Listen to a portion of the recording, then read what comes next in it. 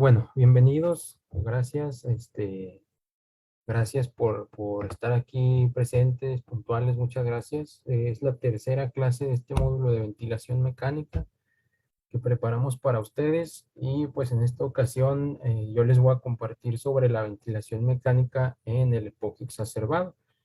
Yo soy el doctor Ademir Agüero, soy médico especialista en urgencias, egresado del HGZ 16. Actualmente adscrito ahí a urgencias de la 16 en el turno nocturno, y también en la jornada en el Hospital Ángeles. Em, Bien, vamos a hablar un poco de lo que es el EPOC exacerbado antes de entrar a lo que es la ventilación mecánica. Y nada más como recordatorio, en caso de que se nos acabe el tiempo,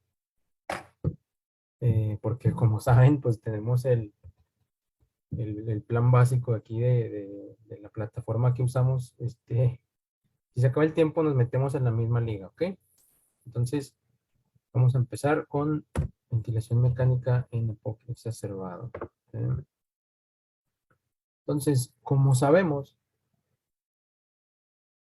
la GOLD, la Iniciativa Global para la Enfermedad de Pulmonar Obstructiva Crónica, es la que rige sobre las definiciones y el tratamiento, el diagnóstico de lo que es esta enfermedad.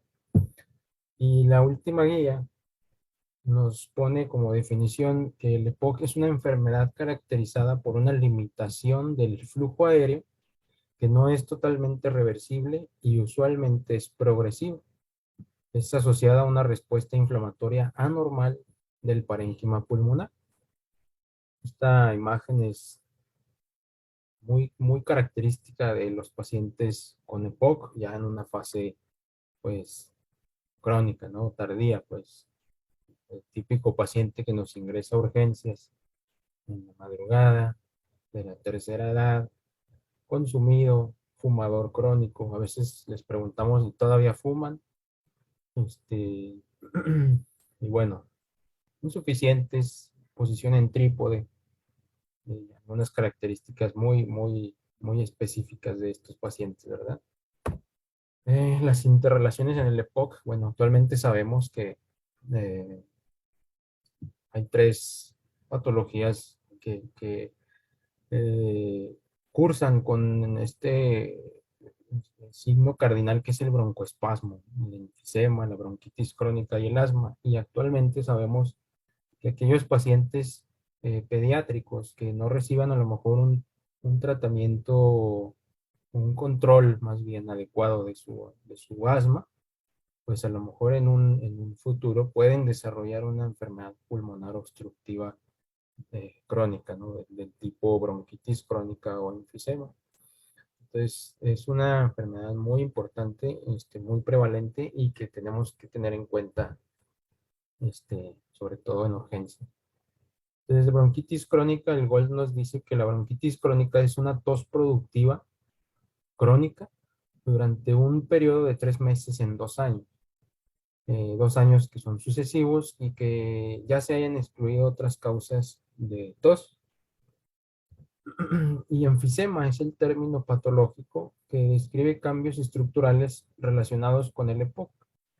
Estos cambios estructurales son a nivel de la sino pulmonar. Hay una ampliación anormal y permanente de la sino pulmonar, pero sin datos de fibrosis. ¿Cuáles son los factores de riesgo? Factores de riesgo para EPOC, como ya sabemos, pues principalmente es el tabaquismo, también la exposición al humo de leña. eh, Todavía hay lugares en los que se cocina con leña, todavía hay mucha gente que cocinó mucho tiempo con leña. Entonces, exposición a polvos, exposición a contaminantes ambientales, principalmente el dióxido sulfúrico o el dióxido de azufre, que pues es producto de la combustión de los automóviles, las empresas, etcétera. El asma o la hiperreactividad bronquial, como lo mencionábamos ahorita en la diapositiva anterior, y la deficiencia de alfa-1 antitripsina. Pero el EPOC agudizado, ¿qué es? El EPOC agudizado es un empeoramiento de la condición o los síntomas del paciente de un estado estable y que se presenta de forma súbita. El paciente va a requerir entonces una modificación en el tratamiento eh, del paciente con EPOC subyacente y tratamiento para la causa de la exacerbación. Siempre va a haber una causa, principalmente o en el mayor porcentaje de los casos va a ser de origen infecciosa, ya sea una infección traqueobronquial o ya una infección de vías respiratorias inferiores, que sería una neumonía. Y la etiología no infecciosa, lo más común es una falta de apego al tratamiento. Puede haber también por casos de neumotórax, arritmias o el uso de algunas sustancias. Los agentes infecciosos que nos van a condicionar más del 50% de las causas de exacerbaciones de POC van a ser bacterias en su mayoría van a ser bacterias, cerca del 50, más del 50%, principalmente la Pseudomonas aeruginosa, pero también con mucha importancia Haemophilus influenza, neumococo y Moraxella catarrhalis. 30% va a ser de etiología viral. Si me escuchan, ¿verdad? No, marca aquí que mi internet está fallando. Si hay algún problema me dicen. Etiología viral, 30%.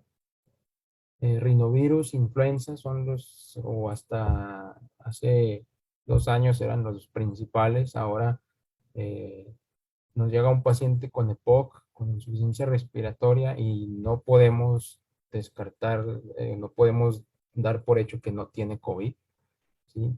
Y 20% pues puede ser por otros agentes infecciosos como clamidia o micoplasma neumón. Bien, para entender cómo vamos a tratar al paciente con EPOC exacerbado en cuanto a la ventilación mecánica, ahorita les voy a mencionar eh, lo que debemos de usar pues en urgencias cuando tenemos un paciente con EPOC, ya lo sabemos, ¿verdad? Pero lo voy a mencionar nada más. El enfoque es más que nada la ventilación mecánica. Entonces vamos a recordar lo que es la bomba respiratoria. La bomba respiratoria o la forma en la que el aire entra hacia nuestros pulmones es a través o es gracias a dos principales este, mecanismos o dos principales eh, órganos, sí, es el diafragma, ¿sí? Y el movimiento que hacen las costillas, dos estructuras, ¿sí? Era la palabra que buscaba, el diafragma y las costillas, ¿sí? Sabemos que el diafragma hace un movimiento de contracción y en esa contracción, no sé si ven aquí el puntero, este, pero hace un movimiento de contracción y el diafragma se desplaza hacia arriba y hacia abajo, ¿sí? Para aumentar la amplitud o sí, aumentar la cavidad torácica y que permita la expansión y la contracción de los pulmones, ¿sí? Y el movimiento que hacen las costillas hacia arriba y hacia abajo, gracias a la acción de los músculos respiratorios, también aumenta el diámetro anteroposterior y el diámetro vertical de la caja torácica para permitir la expansión de los pulmones. Los principales músculos que se encargan de la inspiración son los intercostales externos, esos son los más importantes. Y tenemos músculos accesorios, como son los serratos anteriores, el dorsal ancho, los dorsales anchos, perdón, los escalenos, el esternocleidomastoideo, ¿sí? Que se activan, ¿no? Cuando el paciente entra en un estado de insuficiencia respiratoria. Y la expiración es un mecanismo que en reposo es pasivo, ¿sí? Pero cuando se requiere el uso de musculatura, los principales son los rectos abdominales y los intercostales internos. Entonces, esto es muy importante tenerlo en cuenta. Es una gran cantidad de músculos los que están actuando en la bomba respiratoria, ¿sí? Y como consideración fisiopatológica, la bomba respiratoria en sí, todos los músculos, el tejido muscular, utiliza de 3 a 5% de la energía total que consume nuestro cuerpo.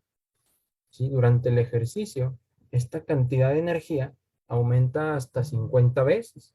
¿Sí? Eso es la energía. Ahora imagínense el gasto cardíaco. Por eso los pacientes que llegan en insuficiencia respiratoria eh, nos llegan con hipotensión, con diaforesis, ¿sí? El paciente está, esto es en el ejercicio, 50 veces aumenta el consumo de energía. Ahora, en un paciente con insuficiencia respiratoria, eh, aumenta todavía más esta cantidad de energía que se consume. Incluso el gasto cardíaco se desvía a la circulación que irriga esta bomba respiratoria y por eso los pacientes nos llegan a veces en esas condiciones, ¿sí?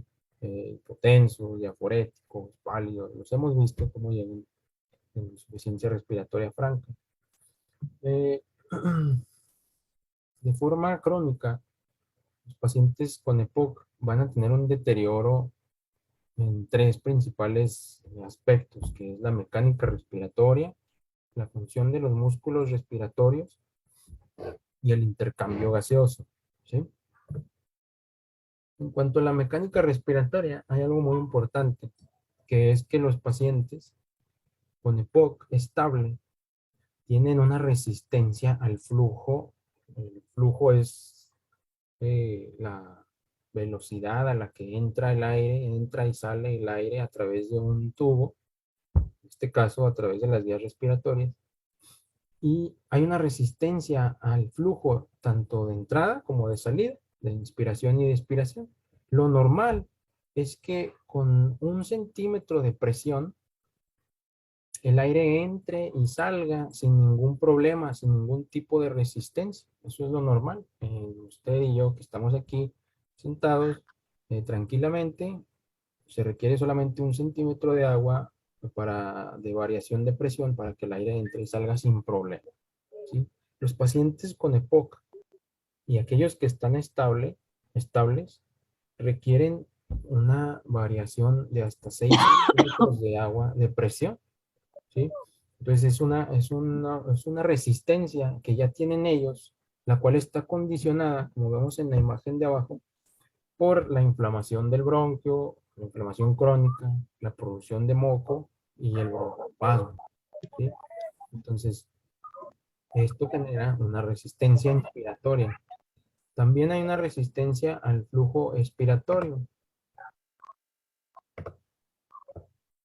Perdón, esta resistencia al flujo expiratorio en pacientes sanos, como lo decíamos ahorita, la resistencia es similar, es 1 centímetro para entrar y para salir, o sea, sin problema. Pero en los pacientes con EPOC estable, en el 60% de ellos predomina la resistencia expiratoria, ¿sí? Si se fijan en la imagen de la derecha, tenemos la desviación, cómo se derivan desde la tráquea hasta los sacos alveolares, cómo se van ramificando toda la vía respiratoria. ¿Sí? Hay una zona de conducción donde solamente el aire circula y una zona de transición y respiratoria, que es donde ya empieza a haber, donde ya puede empezar a haber intercambio gaseoso. Entonces, generalmente la mayor parte de la resistencia expiratoria, pudiéramos pensar que es más en la zona de los bronquiolos respiratorios, conductos alveolares y en los alvéolos, pero no. Como es una menor cantidad de bronquiolos, de bronquios, aquí es donde se genera la mayor parte de la resistencia expiratoria, ¿sí? Entonces, ¿cuál es el verdadero problema de los pacientes con EPOC? ¿Qué es lo que me va a condicionar esta resistencia? Bueno, aquí el maestro Ricardo Arjona nos lo dice. El problema no es que entre el aire, el problema es que no sale. El paciente tiene una limitación del flujo de aire. Ya lo vimos en la clase de asma con el doctor Álvarez. Los pacientes sin problema el aire entra, pero el broncoespasmo, el edema bronquial, y la producción de moco ya no me permiten que el paciente, que el aire salga del paciente y me genera atrapamiento aéreo, ¿sí? Entonces, vamos a, aquí el maestro es el doctor Ricardo Arjona. Este concepto de distensibilidad pulmonar se hizo más común que lo escucháramos gracias al COVID. Incluso había una imagen por ahí que decía, si tu doctor no conoce qué significa esta imagen, no vayas con él. Pues no va, no tampoco. Pero esta imagen que viene en el libro del Guyton nos dice cómo hay cómo de acuerdo a la variación de las presiones entra el aire a los pulmones. Entonces la presión transpulmonar, nada más para recordarlo, la presión transpulmonar es esa diferencia de presiones entre la presión que tienen las pleuras y la presión alveolar, que es igual a la presión del aire que estamos respirando, la presión atmosférica, ¿sí? Entonces, ese gradiente de presión entre la presión de mis pleuras y la presión atmosférica permite que el aire entre, ¿sí? Esa diferencia de presiones. ¿Qué tiene que pasar? Cuando nosotros inspiramos, hacemos presión negativa, ¿sí? Que de hecho en la en la curva azul, en la inferior, si se fijan, en el eje de las Y tenemos que dice presión en centímetros de agua y en el eje de las X nada más nos divide inspiración y expiración. Inicia en la expiración, hay un decremento de la presión pleural que está en -5 y luego disminuye hasta más o menos -7. Esa es la presión negativa que nosotros hacemos para que el aire entre a nuestros pulmones, ¿sí? Al caer esta presión, si volteamos a ver la curva de volumen, que es la que está arriba, la curva roja, con esa presión negativa que yo hago al inspirar, entra volumen y la curva se desplaza hacia arriba, hace una curva hacia arriba, ¿sí? Entonces, a la distensibilidad se le conoce como el cambio, la distensibilidad se define como el cambio de volumen que hay por cada aumento unitario de presión, o sea, por cada variación de la presión de -5 a -7 fueron 2 centímetros de presión que hicimos de presión negativa y por cada centímetro de presión entran 200 mililitros de volumen, ¿sí? Aproximadamente. Eso es la distensibilidad pulmonar. Es la capacidad que tiene el pulmón de que se distienda para adquirir volumen por cada variación de presión, ¿sí? Entonces, esta es la distensibilidad normal que nos marca el Guyton. En algunas literaturas nos dicen que 150 mililitros, ¿sí? 100, bueno, esto es variable, ¿sí? Pero esto es importante recordarlo. Entonces, les puse esa imagen y traté de explicarles ahí más o menos de qué se trata la distensibilidad para entender este de aquí. Esta gráfica, esta curva, si se fijan, vamos a ver primero la curva azul. En el eje de las X tenemos la presión pleural, que ya vimos que es la que nosotros modificamos en cada inspiración, la hacemos negativa, hacemos presión negativa para que entre el aire, ¿sí? Y en el eje de las Y tenemos el flujo. Aquí vamos a ver flujo, ¿sí? No volumen, vamos a ver flujo. Recordemos que ahorita les mencionaba que el paciente con EPOC tiene resistencia al flujo, ¿sí? Entonces, en la curva azul es un paciente sano. Inicia en la parte donde dice inspiración, que es presión negativa. Cuando inspiramos, hacemos presión negativa. Entonces, inspiramos y el flujo va aumentando hasta alcanzar un volumen máximo que está en la parte superior derecha de la imagen, ¿sí? En el paciente con EPOC, que es la curva roja, tiene que hacer todavía más presión negativa porque tiene resistencia al flujo inspiratorio, ¿sí? Tiene que ser más presión negativa, por eso la curva del EPOC se desplaza hacia la izquierda, ¿sí? Entonces, inspira con más fuerza y el flujo no alcanza hasta la parte superior, se limita porque recordemos que tiene resistencia al flujo expiratorio y alcanza menos cantidad de volumen máximo, ¿sí? Entonces, esto es lo que nos quiere explicar esta imagen. Eh, Nos recuerda aquí el doctor Ricardo Arjona que estos pacientes tienen una resistencia, una limitación del flujo de aire. El esfuerzo se ve como una deflexión negativa. ¿Sí? Esto lo vamos a ver ahorita en un videito que les puse ahí de un ventilador. Y bueno, del lado izquierdo, las dos gráficas del lado izquierdo, tanto la superior como la inferior, se corresponden a un paciente que está en insuficiencia respiratoria, como el dibujito que tenemos ahí. Y las dos gráficas del lado derecho, tanto la superior como la inferior, corresponden a un paciente con EPOC, estable, ¿sí? EPOC estable. Los dos son pacientes con EPOC. Uno está en exacerbado y otro está estable. En la gráfica de arriba tenemos unas curvas de flujo, ¿sí? Y en la gráfica de abajo unas curvas de presión, que son como las que vemos en el ventilador, ¿sí? En el ventilador tenemos tres curvas, una curva de presión, una curva de flujo y una curva de volumen. Las gráficas de abajo, son curvas de presión que midieron en el esófago, ¿sí? Pero bueno, la gráfica de arriba nos muestra cómo el paciente con insuficiencia respiratoria hace un pico de flujo muy elevado a expensas de un esfuerzo muy importante de presión negativa, ¿sí? El paciente tiene taquipnea y tiene que ser mucha presión negativa para alcanzar un flujo pues más o menos elevado, ¿sí? Pero vamos a compararlo con el flujo que hace un paciente con EPOC estable, ¿sí? Es casi la mitad del flujo que hace en la gráfica izquierda, ¿sí me explico? Es que no sé si ven mi puntero, pero bueno. ¿Y cuánta presión negativa está haciendo para alcanzar pues la mitad del flujo? No sé si me explico. Este, um, o sea, no hay, el paciente en insuficiencia respiratoria tiene que hacer demasiado esfuerzo para poder alcanzar a respirar, ¿sí? Entonces, esto lo vamos a poder ver en un paciente en ventilación mecánica, como lo vamos a ver ahorita aquí en este video. Chequen. Arriba tenemos la curva de presión-tiempo, ¿sí? En medio tenemos la curva de flujo-tiempo y ahora en la parte inferior tenemos la curva de volumen-tiempo. Este ventilador es de un paciente, no es de POC, ¿sí? Pero el ejemplo, que espero que quede muy claro, ¿sí?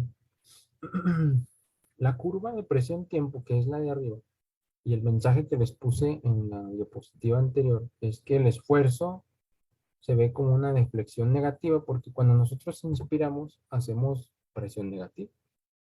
Entonces, vean la curva de presión-tiempo, como la porción amarilla hace una deflexión negativa en que incluso cae de la basal. O sea, está por debajo del cero, ¿sí? Es una curvatura negativa. Y este paciente hace un pico de flujo muy elevado. No alcanza aquí a marcar, pero se acerca, yo creo que fácilmente hasta los 100 litros por minuto de flujo, ¿sí? Alcanzando un volumen tidal más o menos, me atrevería a decir, 700 mililitros. Acá dice volumen tidal expirado 580, acá en la parte superior izquierda. Entonces, ¿qué quiero enseñarles con esto? Que el paciente con EPOC, eh, bueno, perdón, vamos a correr el video.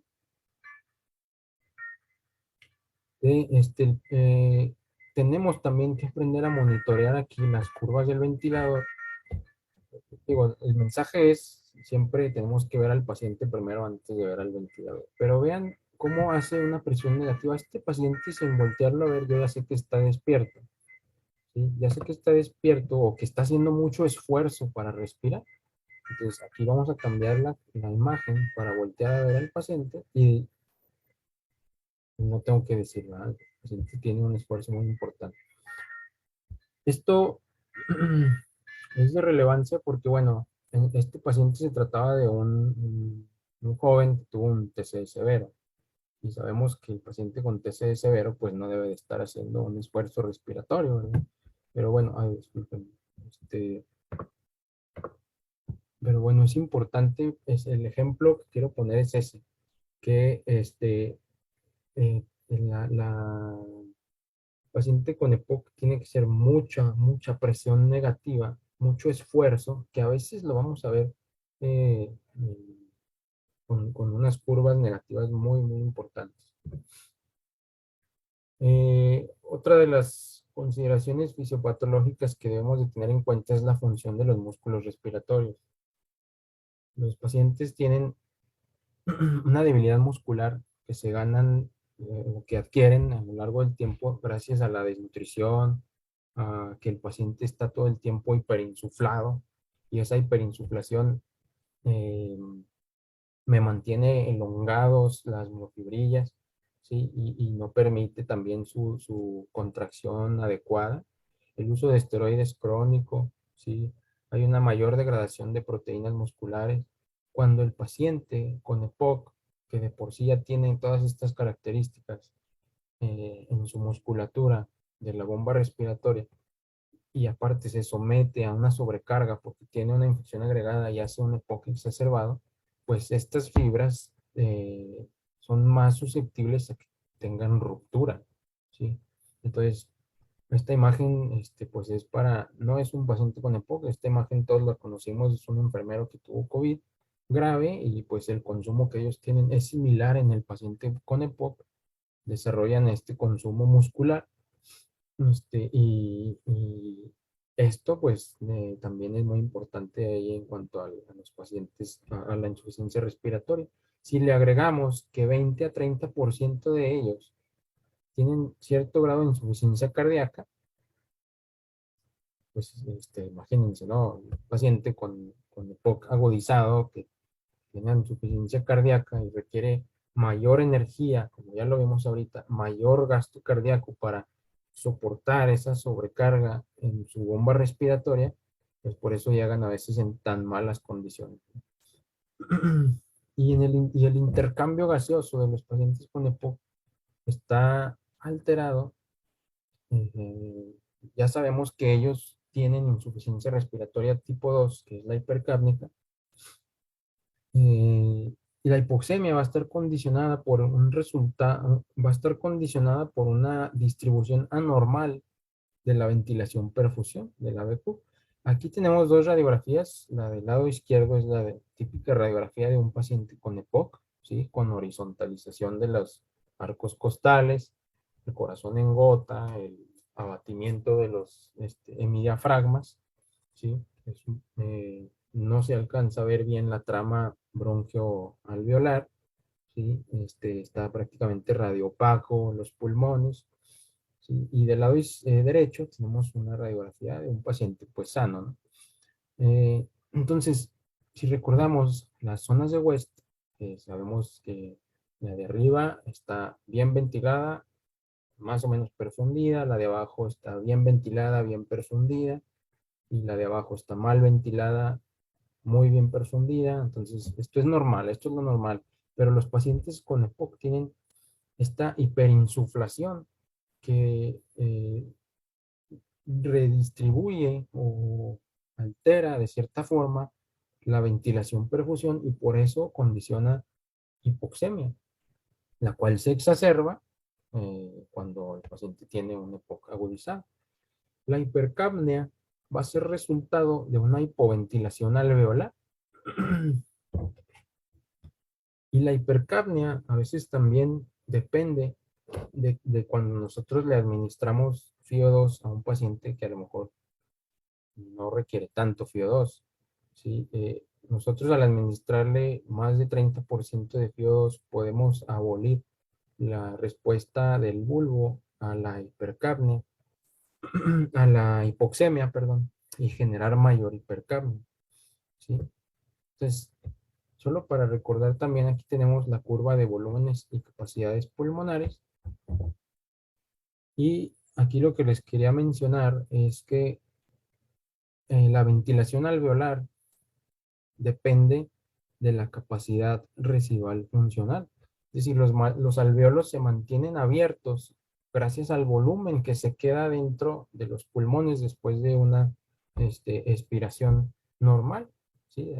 Que es la capacidad residual funcional, que es la suma de los volúmenes de reserva expiratoria y del volumen residual. Entonces, el alveolo se queda abierto gracias a esa capacidad, a ese volumen que corresponde más o menos a 2.300 mililitros, entre 2.300 y 2.500 mililitros. Entonces, cada vez que nosotros hacemos una respiración, inspiración, expiración, ¿sí?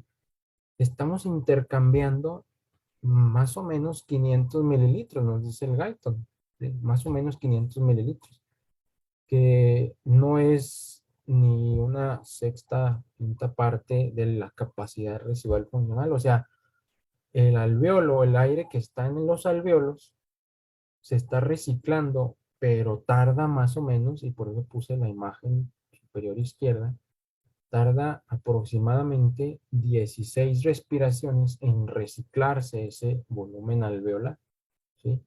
Entonces, se necesitan varias respiraciones para reciclar el aire alveolar total, y por eso estos pacientes con EPOC que de por sí están hiperinsuflados, pues tienen más retención de CO2, ¿sí? Más hipercapnia. Entonces, estas fueron las consideraciones fisiopatológicas para cuando vamos a someter a ventilación mecánica a un paciente con EPOC. El cuadro clínico, pues ya sabemos del EPOC agudizado, es aumento de la tos, aumento de la disnea, aumento del esputo, y tenemos esta clasificación que es la clasificación de Antonisen, donde de acuerdo a los síntomas que presentemos, pues la vamos a poner si es tipo 1, tipo 2 o tipo 3. La imagen que pusimos en la diapositiva inicial corresponde al signo de DAL. Si se fijan en las rodillas, este paciente tiene hiperqueratinización. ¿Por qué? Porque la mayor parte del tiempo el señor está en posición de trípode con sus manitas apoyadas en las rodillas. ¿Para qué? Para aumentar los diámetros del tórax y para alcanzar a respirar, ¿sí? Entonces pues quizás no es tan típico que lo veamos, pero pues sí se puede presentar y es patognomónico del paciente con EPOC. La clasificación del EPOC agudizado. Bien, si mi paciente está en un tonicen 1, pues quizás el tratamiento es solamente ambulatorio con uso de broncodilatadores de acción corta. Tipo 2, el paciente ya sabemos tiene que ingresarse a hospital y debemos utilizar broncodilatadores de acción corta, quizás corticosteroides y tratar la causa. Si es neumonía, ya sabemos que más de la mitad de los casos es una infección, pues antibiótico, ¿sí? Y si es tipo 3, el paciente puede ser que esté en insuficiencia respiratoria severa y que vaya a requerir de soporte ventilatorio, ¿sí? ¿Cuáles son los datos de alarma? Datos de alarma. El paciente tiene una frecuencia respiratoria mayor a 30. Ya aprendimos en la pandemia que la frecuencia respiratoria es el signo vital más infravalorado, ¿sí? ¿Por qué? Porque a veces por la premura de ingresar a los pacientes o verlos, no contamos nosotros la frecuencia respiratoria y lo hace el personal de enfermería, y a veces nos pasan datos que pues realmente no se detuvieron a tomarlos, ¿sí? Entonces el mensaje es también que nosotros contemos la frecuencia respiratoria de nuestros pacientes. No nos cuesta más que un minuto de nuestro tiempo. Frecuencia respiratoria, uso de musculatura accesoria, la saturación de oxígeno por oximetría de pulso, menos de 90% y que no mejore con oxígeno suplementario, el habla entrecortada, el tórax silente, diaforesis, estado mental alterado y el pH. Creo que ya se va a acabar. Vamos a darle ahí en la misma liga, ¿ok? Por favor.